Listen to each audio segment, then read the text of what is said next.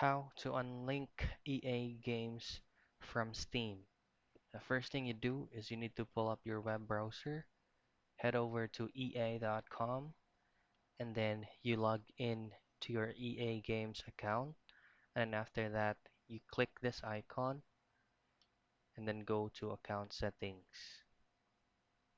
You scroll all the way down and head to connections. Now, this page will show you all the platform's account that you linked to your EA games. So my end, I did not link my account to Steam.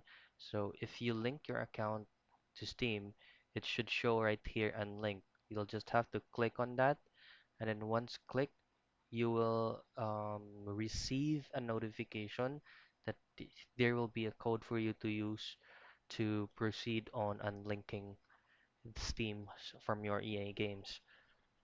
So that's how you unlink EA games from your Steam.